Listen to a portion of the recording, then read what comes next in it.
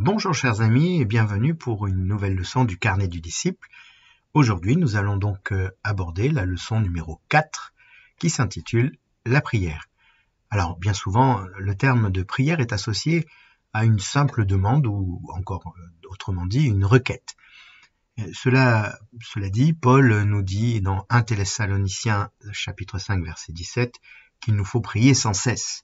Alors quelle drôlerie un petit peu de comprendre qu'il faille prier sans cesse au sens strict du terme en demandant des choses à Dieu sans arrêt. Prier n'est pas non plus une occupation qui nous cloue à genoux dans la chambre ou dans notre lieu de prière, sinon nous n'irions plus nulle part et ne ferions plus rien du tout de notre vie. Alors, que veut dire prier? Et est-ce bien utile? Alors, premièrement, une définition. La définition de prier, dans le cadre de la foi, bien sûr, semble très souvent être associée à 2 points. Le premier, demander à Dieu. Et le deuxième, cet acte revêt un caractère rédhibitoire. Alors, pourquoi cela? Eh bien, tout simplement, ce deuxième aspect peut exister face à une mauvaise compréhension de ce qu'est réellement la prière, et donc une mauvaise pratique, et donc une mauvaise expérience, qui donc fait naître ce caractère rédhibitoire. Imaginons qu'une personne décide de faire du sport, par exemple, mais qu'elle soit mal informée sur la manière de le pratiquer. Au bout d'un certain temps, et malgré toute la bonne volonté du monde, les efforts ne donnant pas les résultats escomptés, elle risque fort d'être dégoûtée et d'arrêter. C'est la même chose avec la prière. Si le fait de prier se résumait à réclamer un dû, nous n'aurions pas besoin d'un Dieu, mais plutôt d'un distributeur de bienfaits. Or, notre Seigneur ne veut pas d'une telle relation avec nous. Et relation, c'est justement le point principal qu'il nous faut comprendre dans cette leçon.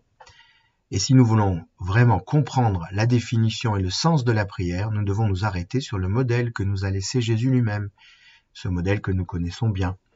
Notre Père qui est aux cieux, que ton nom soit sanctifié, que ton règne vienne, que ta volonté soit faite sur la terre comme au ciel. Donne-nous aujourd'hui notre pain quotidien. Pardonne-nous nos offenses comme nous pardonnons à ceux qui nous ont offensés. Ne nous induis pas en tentation, mais délivre-nous du malin. Car c'est à toi qu'appartiennent, dans tous les siècles, la puissance, l'honneur et la gloire. Amen.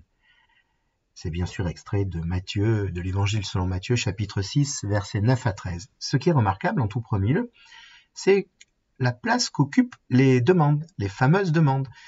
Une phrase, la troisième. La première place n'est pas donnée aux requêtes, même s'il est facile de se méprendre.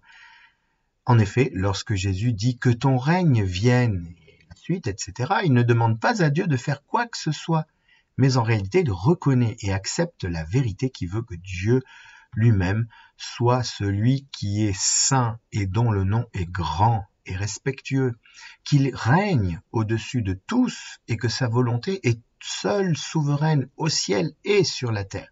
Ce n'est pas une demande. La notion d'élévation est ici bien plus présente qu'autre chose. Le terme Hosanna illustre bien cela. Il signifie « sauve donc », mais avec un sens de louange, pas de supplication. La fin de la prière reprend encore la notion d'élévation et de reconnaissance de la grandeur de Dieu. Notre prière est donc avant tout un moyen de reconnaître et de proclamer la grandeur de Dieu. Cependant, il ne faut pas éliminer la notion de demande ou de requête. Jésus aborde d'ailleurs les 2 domaines pour lesquels nous pouvons demander le don divin. Premièrement, et j'ouvre les guillemets, notre pain quotidien, je ferme les guillemets, qui résume ici la notion de besoin matériel. Deuxième point, et toujours entre guillemets, pardonne-nous nos offenses, qui aborde ici l'entretien de l'âme renouvelée. Attention, la demande basée sur la foi n'exempte pas la personne d'agir. Voir leçon 5, la prochaine. La prière me permet de demander aussi à Dieu tout ce dont j'ai besoin. Mais ce n'est pas là le point seulement central, ce n'est pas le seul point. Si nous regardons de plus près les mots utilisés par Jésus, nous trouvons que la première notion qui apparaît n'est autre que celle de la volonté de Dieu de vivre une famille, notre Père. Cet appel marque le fait que Dieu soit un Père et qu'il nous veut comme enfants. mais aussi que nous sommes une famille. Or, ce qui caractérise une famille saine, c'est une bonne communication liée à une bonne proximité. Jésus invite donc chacun d'entre nous à considérer Dieu comme notre Père et nos proches dans la foi comme des frères. Nous sommes une famille qui doit communiquer. La prière est en premier lieu le moyen de communiquer, d'être proche de Dieu et de mes frères dans la foi. C'est pour cela que Paul n'a jamais paniqué face aux épreuves et que Pierre chante en prison. La prière les rapprochait de Dieu et de leurs frères. Quel outil formidable que nous avons entre les mains. La prière est donc le moyen de me rapprocher de Dieu et de mes frères. Les membres d'une même famille ne se retrouvent-ils pas le soir dans leur maison? N'est-ce pas là que chacun trouve le réconfort auprès des autres? Ils peuvent ainsi exprimer leurs demandes, leur reconnaissance, leur joie, leur peine, leurs difficultés, leurs étonnements, leurs découvertes du jour, bref, tout ce qui a fait leur vie du quotidien. Et ils vont aussi manger ou se reposer. Les enfants reçoivent une éducation et sont guidés vers l'avenir qui leur est assuré. La prière nous donne accès à toutes ces choses. Ne considérons plus la prière comme un simple petit temps, quelques minutes ou plusieurs heures même, mais que nous passons devant Dieu. Non. Lorsque je pense à Dieu ou à mon frère, je suis déjà en prière. Lorsque je pleure face aux âmes qui ne connaissent pas le Christ, je suis là encore en prière. Lorsque je donne à manger à un SDF, je suis en prière. Lorsque je souris à mon conjoint, je suis en prière. Lorsque je bénis mon ennemi, je prie aussi. Lorsque je retrouve mes frères pour demander quelque chose à Dieu, je prie. Lorsque je reflète l'amour du Christ au travail, je prie. En réalité, la prière est un outil tellement puissant. Dieu nous attend dans notre vie nouvelle et il veut qu'elle soit cette vie une prière. Nous comprenons mieux les paroles de Paul qui enjoint à prier sans cesse, puisqu'il s'agit de prendre cette prière à bras le corps dans toute notre vie au quotidien. Deuxième point, nous allons aborder et opposer entre guillemets la prière commune et la prière individuelle. Alors la prière, comme pour une famille, permet de vivre, on a dit, à la fois des relations individuelles, mais aussi des relations communes. Ainsi, nous sommes tous appelés à vivre notre vie de prière avec ces deux aspects. La prière individuelle, c'est elle qui est l'outil de base pour le croyant. Ce rapprochement, cette relation basée sur l'amour, s'oriente premièrement vers Dieu. Je vous cite dans Luc chapitre 10 verset 27, « Tu aimeras le Seigneur ton Dieu de tout ton cœur, de toute ton âme, de toute ta force et de toute ta pensée, et ton prochain comme toi-même. » Notre prière individuelle est notre lieu secret, notre chambre, comme dit Jésus dans Matthieu 6, vers chapitre 6 verset 6, est donc notre lieu secret. Comme chacun possède souvent une chambre dans la maison familiale, je dois avoir une vie de prière individuelle. Le fait est qu'elle pourra s'exprimer différemment selon les personnes, les moments de la vie, les besoins, l'état d'âme que nous avons. Bref, cela peut être très varié. La méditation, cela peut être un dialogue avec Dieu, cela peut prendre la forme de pleurs, de rires, de danse, d'écriture, de repos, de coloriage, tout autant de formes possibles sans être évidemment limitatif. Et puis, la prière commune. Pour continuer l'image de la famille et de la maison, eh bien, la prière commune ressemble aux pièces de vie communes, telles la cuisine, la salle à manger, la salle de bain, etc.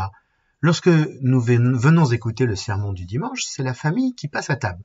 Lorsque nous demandons ensemble quelque chose à Dieu, ce sont les enfants qui expriment leurs besoins aux parents.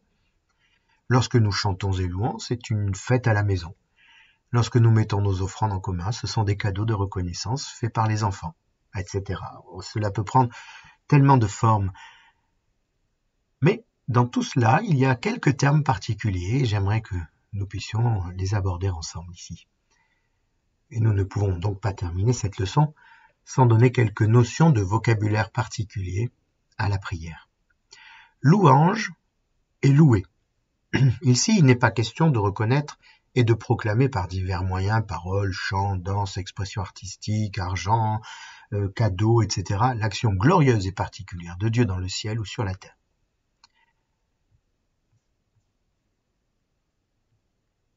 Pardon, il est bien question ici de reconnaître et de proclamer par divers moyens l'action glorieuse et particulière de Dieu dans le ciel ou sur la terre. Et cela peut se faire au travers de tellement de manières, des paroles, tout simplement des mots que l'on peut prononcer, des chants que l'on peut entonner et chanter seul ou bien en collectif, des danses que l'on peut aussi pratiquer seul ou collectivement, et toute autre forme d'expression, que ce soit artistique, que ce soit fiduciaire, donc par de l'argent, les offrandes, mais aussi on peut offrir des choses et à quelqu'un en louant Dieu au travers de cela.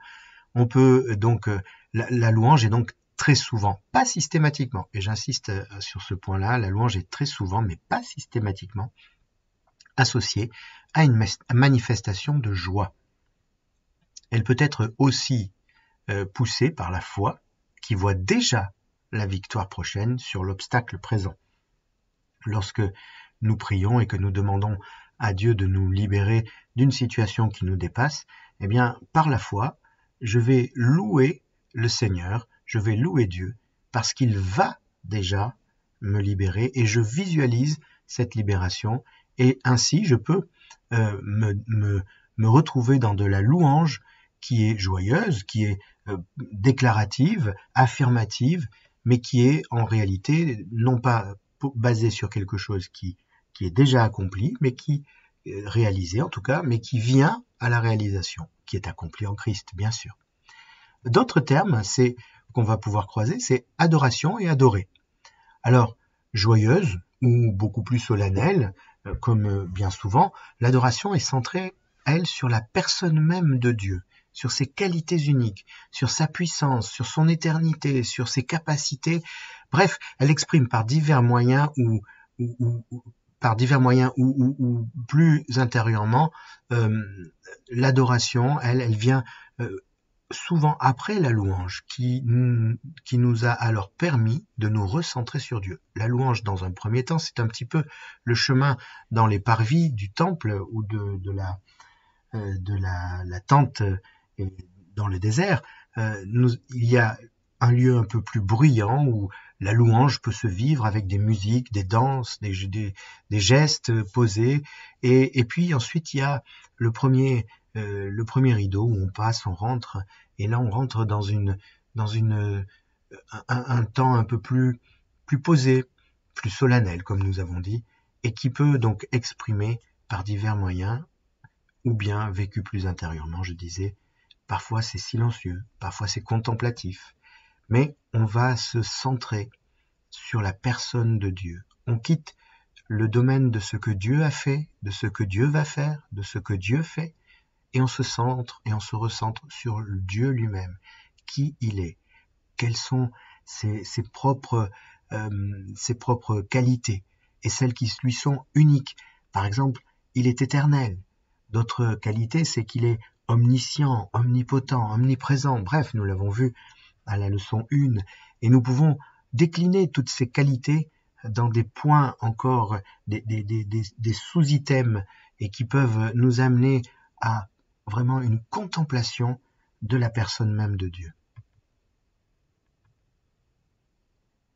Rendre grâce. Alors, c'est exprimer sa reconnaissance envers Dieu. C'est pas juste prendre un temps avant de manger, comme beaucoup le font, pour dire merci Seigneur pour ce repas, et voilà.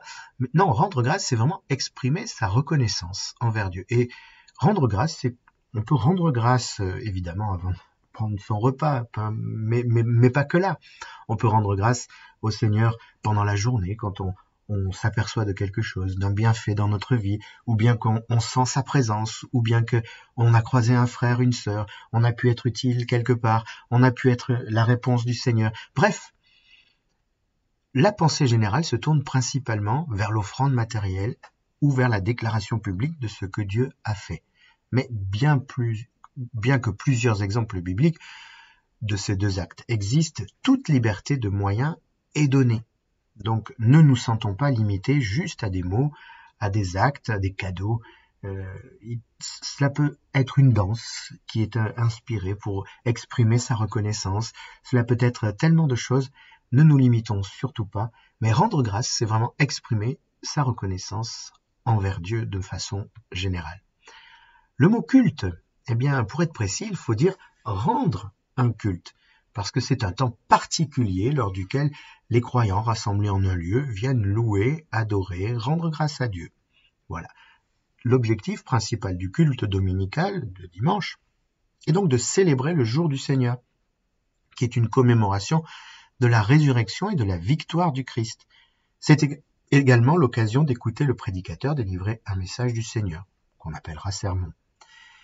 Mais j'aimerais insister sur le fait que, et vous apercevez ensuite les mots qui viennent, intercession et intercéder. Le culte n'est pas le lieu de l'intercession. Le culte est vraiment tourné, le temps du culte est vraiment là pour rendre un culte à Dieu. L'objectif est d'être tourné vers Dieu, de nous oublier et de se concentrer, de se recentrer sur Dieu pour lui dire qui il est, lui dire ce qu'il a fait, lui dire merci pour ce qu'il nous a accordé, etc. Et le faire ensemble, le faire collectivement, cela prend un autre sens, une autre force, et cela nous permet, eh bien, en entendant par exemple une action de grâce d'un frère, une sœur, qui dit merci au Seigneur parce qu'il a aidé dans telle et telle situation, eh bien, cela peut nous fortifier nous-mêmes, et donc il est bon de se retrouver ensemble pour rendre un culte à Dieu. On ne vient pas assister au culte, on ne vient pas juste participer, mais on vient bien rendre un culte à Dieu. Et je pense qu'en gardant cette expression en tête, on va recentrer un petit peu plus nos pratiques également. Alors, vous l'avez vu, et je l'ai dit tout à l'heure, il y a intercession et intercéder. Alors là, on parle d'une requête, d'une demande faite par une ou plusieurs personnes en faveur d'une ou plusieurs autres personnes. Voilà.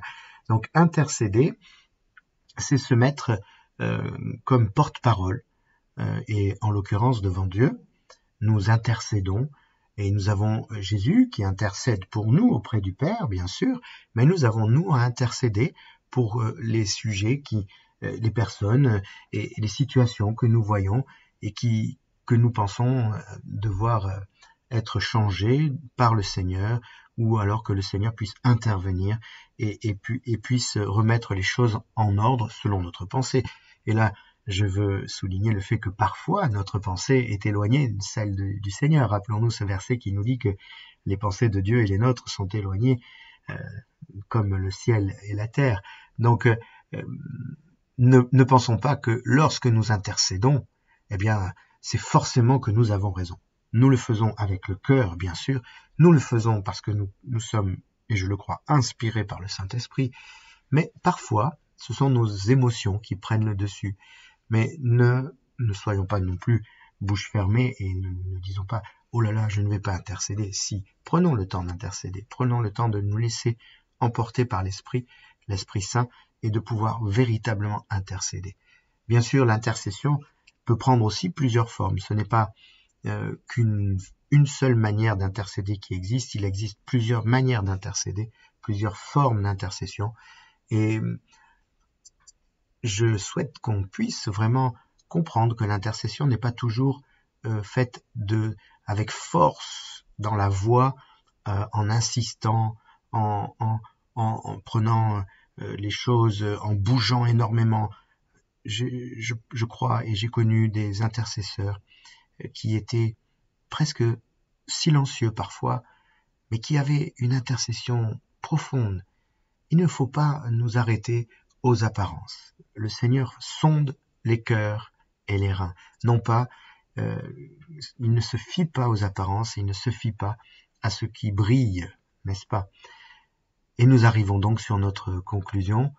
La conclusion de cette leçon, eh bien, c'est que la prière dépasse le cadre donc d'une demande ponctuelle pour occuper la place d'une vie. C'est la vie tout entière qui est considérée comme prière. Elle nous donne d'être proche de notre Dieu, de notre Père céleste, ainsi que de nos frères. Et le bénéfice extraordinaire de cette prière n'est donc pas seulement un bien matériel, une solution, un miracle, mais c'est la proximité quotidienne du Seigneur dans notre vie. C'est en fait vivre Dieu. Voilà. J'espère que cette petite leçon vous aura apporté des renseignements, des précisions. N'hésitez pas à nous contacter ou à partager, à venir partager avec nous sur nos soirées de partage réservées pour cela. À bientôt.